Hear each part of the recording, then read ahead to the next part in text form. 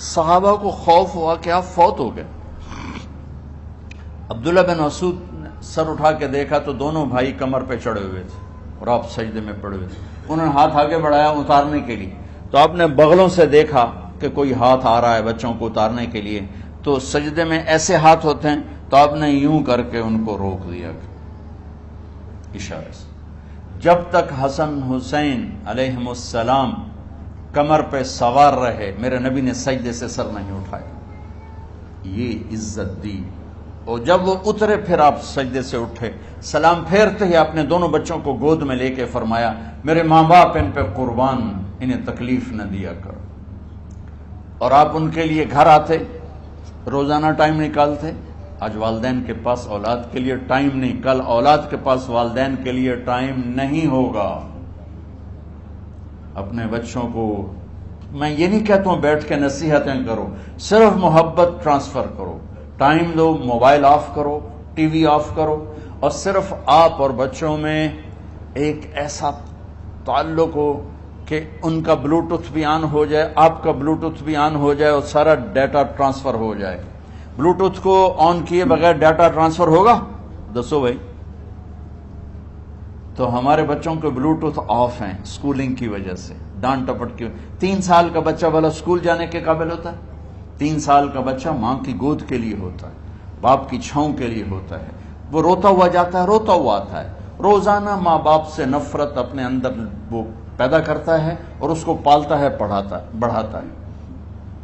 آپ گھر میں تشریف لاتے اور حسن حسین کے لیے گھٹنے ٹیک دیتے، ہاتھ ٹیک دیتے، آؤ بچوں اپنے اونٹ پہ چڑھ جاؤ.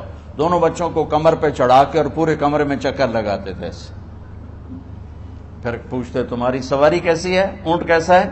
پھر دونوں کو اتار کے زینب کو بٹھاتے اور زینب کو پورے کمرے کا چکر لگواتے. شہنشاہ ہے انبیاء، انبیاء کے بادشاہ نہیں، پوری کائنات کی اللہ تعالیٰ نے آپ کو بادشاہی عطا فرمائی، سرداری عطا فرمائی، اور کائنات کی سب سے زیادہ مصروف ترین اور ذمہ دار ترین ہستی.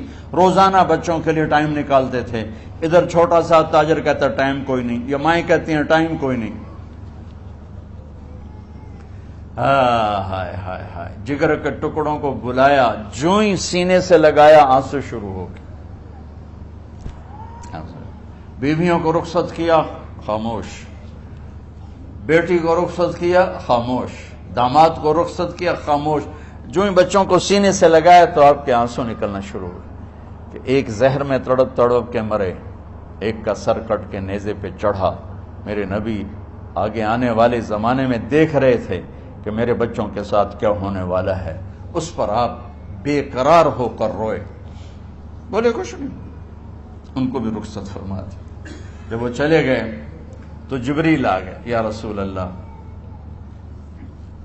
باہر ملک الموت دروازے پر کھڑا ہے، اندر آنے کی اجازت چاہتا.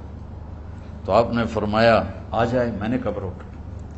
تو ملک الموت اندر آیا. ایک فرشتہ اور بھی تھا، کہا السلام علیکہ یا رسول اللہ. یا رسول اللہ، میں آپ کو سلام پیش کرتا ہوں، میں نے کبھی کسی کو سلام نہیں کیا. آپ کے رب نے فرمایا جب جاؤ تو اجازت لے کے جانا، بن اجازت اندر نہ جانا. میں کبھی کسی سے اجازت نہیں لیتا. اللہ تعالیٰ نے فرمایا آنا چاہیں تو لے آنا، رہنا چاہیں تو چھوڑ کے آ جانا. یہ اختیار اللہ نے کبھی کسی کو نہیں دیا. آپ پہلی اور آخری ہستی. تو آپ نے فرمایا اگر میں اجازت دے دوں تو میری جان نکالو گے؟